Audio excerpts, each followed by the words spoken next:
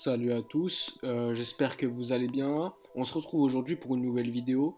Je vais vous parler des 5 matchs qui m'ont le plus marqué lors de la dernière décennie au FC Barcelone. Déjà, ça a été compliqué de choisir, je vous le cache pas. Perso, j'ai privilégié les matchs les plus importants, donc des matchs qui ont eu lieu surtout sur la scène européenne. Donc c'est tous les matchs que je pense qui, à mon avis, ont marqué tous les supporters, que ce soit en mal ou en bien. Donc tout d'abord, on va commencer par un match qui m'a particulièrement marqué. C'est le FC Barcelone-Chelsea de 2011-2012. Donc c'est le match retour au Camp Nou. Donc c'est match retour de demi-finale de Ligue des Champions. Le Barça a perdu 1-0 au match aller à Londres, après un match, on peut le dire, assez héroïque de Chelsea. Le Barça a donc besoin de gagner le match pour se qualifier et de jouer donc une deuxième finale de Ligue des Champions de suite. Moi, ce qui m'a marqué dans ce match, c'est le manque d'efficacité devant le but. Donc le Barça mène 2-0 assez rapidement avant d'encaisser un but de Ramirez avant la mi-temps. En plus, il ne faut pas oublier que Chelsea est à 10. Je crois que c'est John Terry qui se fait prendre un carton, qui se prend un carton rouge après un coup sur Alexis Sanchez. Donc Chelsea est à 10 une grande partie du match.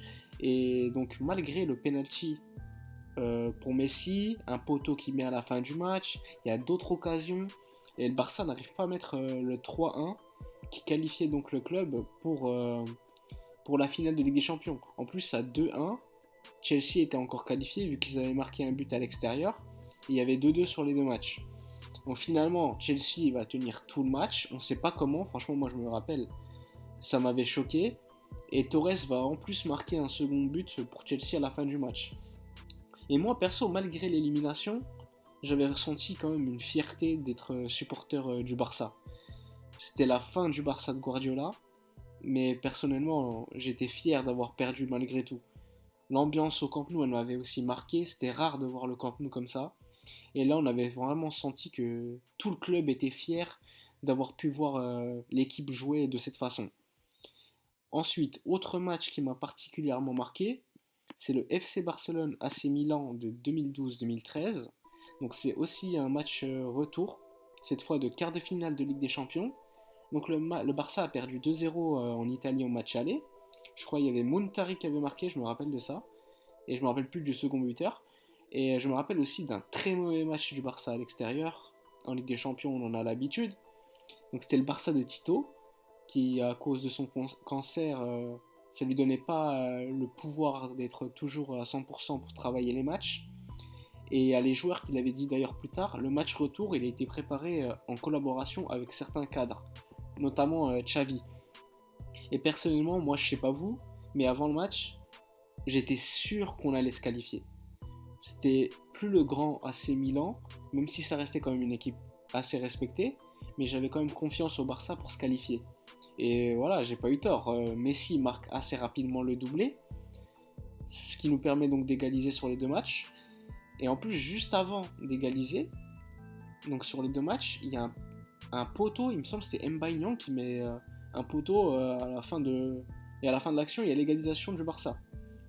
Comme quoi, une seule action aurait pu tout changer, mais à partir du poteau et ensuite du but de Messi, j'étais sûr à 100% qu'on allait se qualifier. En plus, c'était au Camp Nou, et au Camp Nou, le Barça de l'ère Pep Guardiola, Tito Villanova, ça pardonnait pas. Puis ensuite, il y a le but de David Villa, qui est en plus assez symbolique après les pépins physiques qu'il avait connus. Et il y avait Jordi Alba qui marque le 4-0 à la dernière minute du match. Et donc le Barça se qualifie en demi-finale de Ligue des Champions. Grande soirée. En plus, cette saison, elle avait été quand même assez difficile pour les joueurs humainement. Mais ils avaient quand même réussi à réagir pour gagner le match.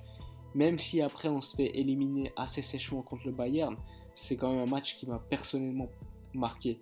Je me rappelle le match, c'était sur Canal+, il me semble, et j'étais encore jeune et les yeux de mon enfance étaient vraiment ravis d'avoir vu un tel match.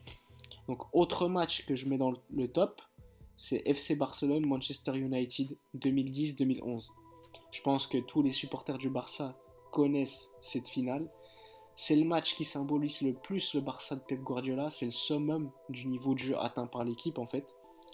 Durant tout le match, je me rappelle avec mes yeux d'enfant que j'étais sûr que le Barça allait gagner. Même si Rooney égalise et ramène United à 1-1, j'ai pas douté.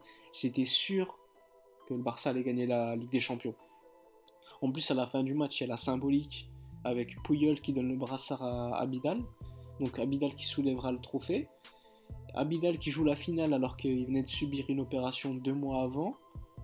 On a pu également voir une passe décisive des 3 milieux de terrain, un but de tous des 3 attaquants. Donc il y avait eu l'assist de Xavi pour Pedro, un autre assist d'Iniesta pour Messi et l'assist de Busquets pour Villarreal. Donc la boucle était bouclée.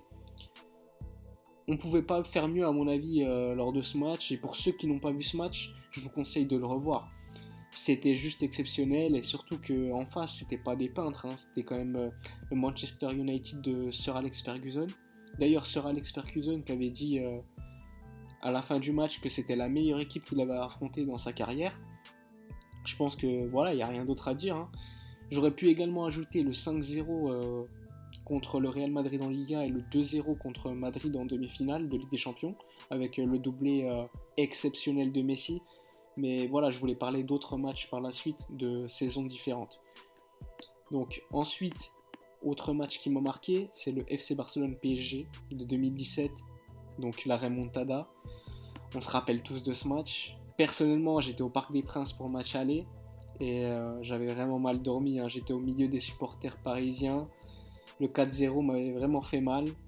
En plus, c'était mérité, c'est ça le pire. Et Paris était bien au-dessus. Je voyais pas comment on pouvait se qualifier au retour. Surtout après un tel match catastrophique. Je me rappelle, il y avait juste Neymar qui avait été plutôt correct, mais le reste, c'était catastrophique. Donc personnellement, pour le match retour, je voyais une victoire à domicile contre le PSG, mais sûrement pas une qualification. Je me rappelle particulièrement de la conférence de presse d'avant-match de Luis Enrique. Et lui, Luis Enrique, normal, il dit que si Paris peut en mettre 4, le Barça peut en mettre 6. Donc sur le coup, moi, je trouvais ça surréaliste. J'étais choqué, je me disais mais il est fou. Et voilà, l'histoire lui a donné raison. Il change le dispositif tactique et il passe à 3 derrière et ça fonctionne. Ok, je sais que l'arbitre a eu un rôle clé dans la qualification. Je pense qu'on ne serait pas qualifié si l'arbitre avait été bon. Mais voilà, pour moi, Aitekin a été mauvais des deux côtés. Mais le Barça en a le plus profité. Je pense qu'il y a bien penalty sur Di Maria de Mascherano, par exemple. Et pour moi, il y a bien penalty sur Suarez et sur Neymar. Le penalty sur Suarez, il est souvent décrié par les supporters du PSG, les supporters de football tout court. Mais si on regarde bien, il y a bien un contact mollet. Bon, pour moi, c'est pas scandaleux de laisser siffler, mais s'il n'avait pas sifflé, j'aurais aussi compris. Même si je peux comprendre donc ceux qui disent que c'est trop léger. Enfin bref, je ne vais pas dédouaner l'arbitre, qui, comme j'ai déjà dit, il a permis au Barça de se qualifier. Il y a aussi Paris qui a permis au Barça de se qualifier, je suis désolé, mais je me rappelle les 10 dernières minutes, le PSG fait peut-être 5-6 passes, et surtout c'est des passes d'engagement. Donc voilà, le PSG ne peut pas se plaindre de l'arbitrage, même s'il est vrai que l'arbitre a été mauvais. D'ailleurs, pour moi, la remontada, c'est pas un grand match de football en soi. Le Barça n'est pas dominateur, Paris a des occasions.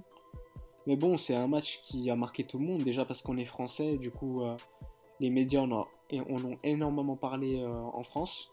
Et en plus, moi je me rappelle le Camp Nou ce soir-là, il avait été exceptionnel. Je me rappelle, il y avait une chaîne de télé espagnole qui avait mesuré des secousses sismiques au Camp Nou. Donc bref, le match était vraiment incroyable pour les émotions. Donc il reste encore un match que j'ai choisi. Moi, je vous cache pas que c'était compliqué de choisir, hein. J'aurais pu choisir les 2 remontadas subies par le Barça contre la Roma ou Liverpool, ou encore le match contre le Bayern en 2015 avec la performance de Messi, mais exceptionnelle. Mais j'ai choisi un match plus ancien qui a une fin qui m'a déçu. Et je pense que vous vous en rappelez tous. C'est FC Barcelone Inter de Milan 2010. Donc c'est le match Mourinho contre Guardiola. On se fait battre au match aller 3-1 à Giuseppe Meazza, malgré le fait qu'on ait ouvert le score. Donc demi-finale de Ligue des Champions, avec un grand match de Milito au match aller. Il marque une fois, même s'il y a hors-jeu, ok. Et il y a 2 passes décisives. Personnellement, je me rappelle que j'étais persuadé quand même que le Barça allait se qualifier pour la finale. L'Inter à ce moment-là, c'est réputé pour être une équipe très solide, expérimentée, et avec quand même des joueurs de talent devant. Milito, Schneider, Samuel Eto'o, bref, une grande équipe. Et quand même, malgré tout, je voyais quand même le Barça capable de se qualifier. En plus, c'était au Camp Nou, et au Camp Nou, on sait tous que tout est possible. Donc pour se qualifier, il fallait gagner 2-0 ou faire 3-1, voire plus. Et finalement, on va donc gagner que 1-0. Dans le jeu, j'avais trouvé le Barça assez neutre en première mi-temps. Je me rappelle d'autres occasions quand même, de grandes occasions de Boyan, de Messi, il me semble. Je me rappelle aussi du but refusé injustement à Boyan. Et la presse évidemment en a peu parlé. Et du rouge assez sévère quand même pour Thiago Motta en première mi-temps.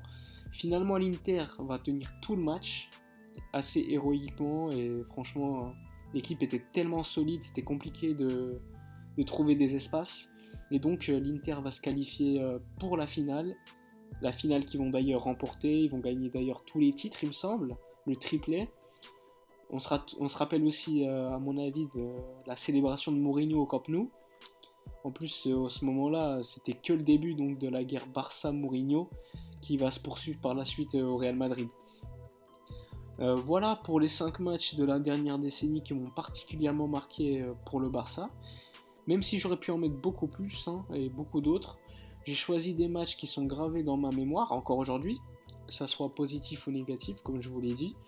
Et je pense que vous avez d'autres matchs en tête, et vous pouvez les partager en commentaire, on pourrait en discuter. Et voilà, vous pouvez laisser un like et vous abonner à la chaîne, et on se retrouve pour une prochaine vidéo.